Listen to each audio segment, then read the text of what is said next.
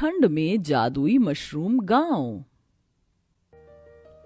कुछ समझ में नहीं आ रहा, आज खाने में क्या बनाऊं? सीमा ऐसा सोच रही होती है, तभी टोकरी के अंदर से जादुई मशरूम बड़ी बड़ी आंखें करके मुस्कुरा कर बोलता है, मुझे बना लो और सारे मिलकर खा लो। देखो मैं एकदम तरोताजा हूँ।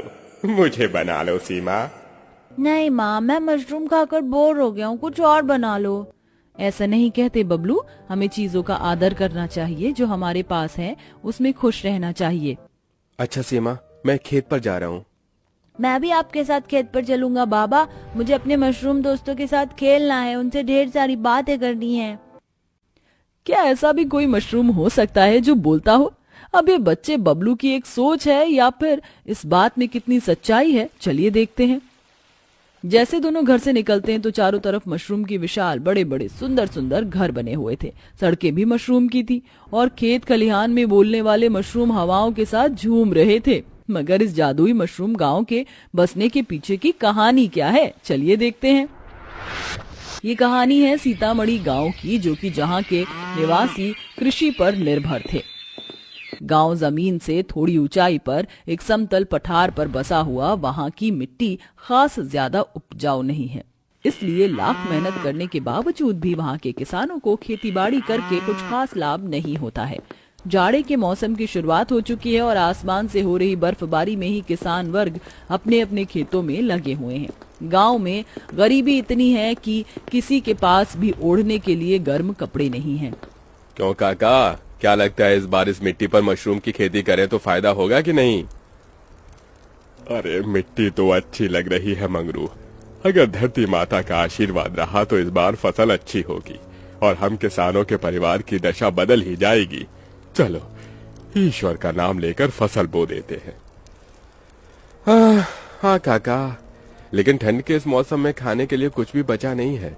फसल की बुआई से लेकर फसल काटने तक भगवान ही सहारा है। हम गरीबों का बस किसी भी परिवार को भूखा न सोना पड़े जब तक हमारी मशरूम की फसल तैयार नहीं हो जाती।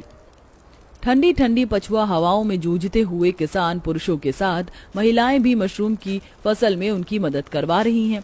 कुछ औरतें अपने छोटे बच्चों को अपनी पीठ पर बांधकर खेत में क्यारी बना रही हैं। देखते ही देखते शाम का सूरज डूबता ही सारा गांव अपने अपने घर लौट आता है। अब पूरा का पूरा गांव मशरूम की फसल की तैयारी के इंतजार में था। सभी की आशा मशरूम की खेती पर लगी हुई थी। माँ, ओ माँ, तुम खाना कब बनाओगी? देखो शाम ढल गई है, मुझको बहुत जोरों की भूख लगी है। बोलो ना, तुम खाना कब बनाओगी? बबलू के सवालों का जवाब देते हुए डबडबाई आंखों से सीमा ने कहा, बस बनाती हो मेरे लाल, तेरे बापू को राशन तो लेके आने दे। इतने में मिट्टी में सना हुआ थका मांदा ठंड में कांपते कांपते दिनेश अंदर आता है। अजी आ गए आप, मगर ये क्या आप खाली हाथ आए हैं? राशन नहीं लाए? बबलू भूखा है, घर में अनाज का एक भी दाना नहीं बचा। सीमा, तुम्हें पता तो है अभी मशरूम की फसल पककर तैयार नहीं हुई है। तब तक किसके दरवाजे पर जाकर हाथ पसारूं? बापू, तो क्या आज हमारे घर में खाना नहीं बनेगा? मुझको भूखा सोना पड़ेगा। न जाने कब तक ऐसा था गरीबी में जीना पड़ेगा। ईश्वर कब हमारे गरीब गांव की तरफ दया की नजर फेरेगा। तभी पड़ोसन बूढ़ी सीतामणि 2 रोटी और गुड़ लेके सीमा की झोपड़ी में आती है। सीमा, अरे ओ सीमा, पहले रोटी लाई हूँ, ज्यादा तो नहीं है, बस 2 हैं, मिल बांट कर इसी में खा लो। बच्चे को भूखे क्यों सुलाओगी? मगर काकी, इसकी क्या जरूरत थी? आप तो खुद ही गरीबी के चलते पेट काट कर खाती हैं। आप तो खुद ही दुख में हैं।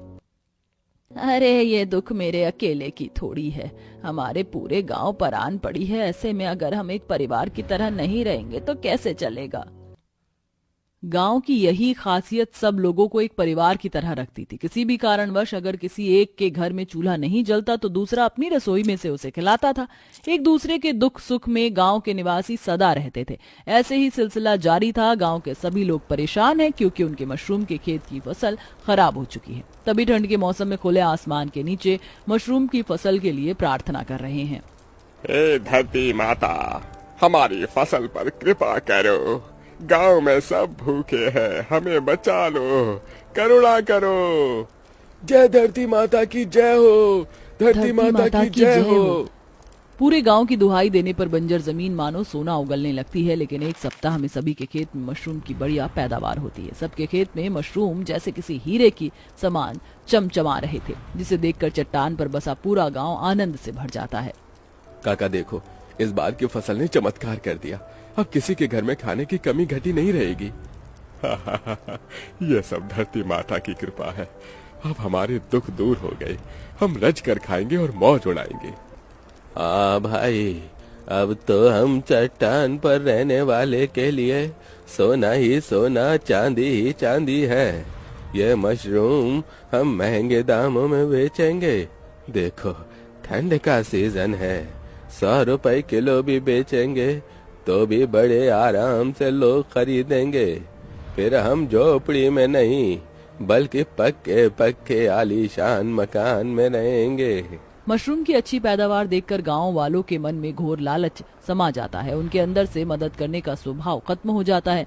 सब महंगे दामों में मशरूम बेचकर धनी हो जाते हैं और इस साल ठंड का महीना हर किसानों के लिए कष्ट भरा नहीं बल्कि खुशहाली भरा हो जाता है। सब पकवान खाते हैं। तभी एक लंगड़ी भूखी महिला पीठ पर बच्चा बांधे गाँव में मदद मांगती हुई ठंड में ठिठुरते हुए आती है।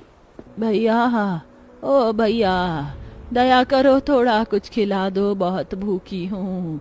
ठंड का मौसम है, तरस खाओ। मेरी दशा पर कोई पुराना शॉल स्वेटर ही दान कर दो मुझको। तभी कैलाश की पत्नी चंपा मखमली पश्मीना शॉल ओढ़कर अंदर से निकलती और उस औरत को भगाने लगती है। घर बसा नहीं कि भिखारी चले आए, चलो जाओ यहाँ से, हमारे पास देने के लिए कुछ नहीं है। ऐसा बोलकर चंपा दरवाजा बंद कर देती है। इसी तरह कोई भी लाचार इंसान या जानवर उनके गांव में आता तो वह लोग निर्दयी उन्हें भगा दिया करते। तभी एक दिन एक गाय मंगरू के खेत में मशरूम खा रही होती है। तभी मंगरू पत्थर दिल वाले के जैसे उस बेजुबान पर लाठियों की बौछार करने लगता है। साली ससुरी, हम किसान लोग ठंड में मार कर मेहनत करके मशरूम उगाते हैं और तू मेरे खेत के महंगे मशरूम चर गई। ठहर, तेरी चर्बी निकालता हूँ। मंगरू गाय को मार डालता है। गाय करहाते हुए छटपटा छटपटा कर खेत में दम तोड़ देती है। सही किया मंगरू, जो तूने इस गाय को मार डाला। अरे जिसके खेत में पड़ती थी सारे मशरूम खा जाती थी, उगाए हम और खाएंगे जानवर। उसी वक्त आसमान से बिजली कड़कती और धरती माता प्रकट होती है। दुष्ट व्यक्ति, तुम सबने घमंड में आकर करुणा खो दी।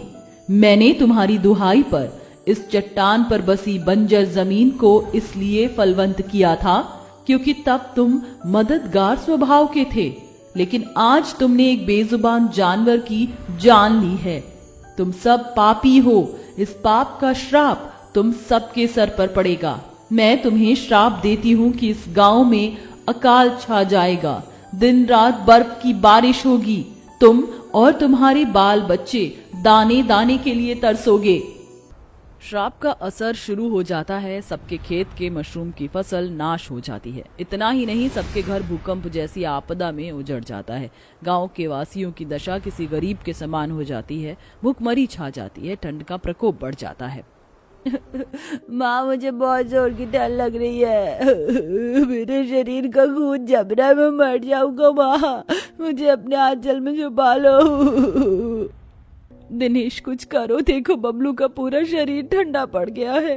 धरती माता हमसे रूठ गई है। सीमा, हम लोग अपने पापों का फल भोग रहे हैं। गांव नाश हो गया सीमा।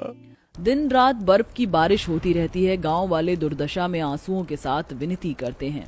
हे धरती माता, हमें माफ कर दो, हम पर तरस खाओ, हमारी प्रायश्चित स्वीकार करो, कृपा करो। धरती माता प्रकट होती हैं। तुम सबने अपनी गलती स्वीकार की है। मैं तुम्हें दूसरा मौका देती हूँ। ये गांव अब जादुई मशरूम गांव होगा। देखते देखते गांव के घर मशरूम के बन जाते हैं। खेतों में जादुई मशरूम की फसल उग जाती है। गांव वाले जादुई मशरूम गांव की तरफ देखकर बहुत ज्यादा खुश होते हैं। सबके चेहरे पर एक संतुष्टि छा जाती है। धरती माता ने हम सबके अपराधों को क्षमा करके हमको नया जीवन दिया है। अब हम कभी उस भूल को नहीं दोहराएंगे। सब लोग अपने अपने जादुई मशरूम के घरों में आ जाते हैं, जहां बहुत ही ज्यादा गर्माहट थी।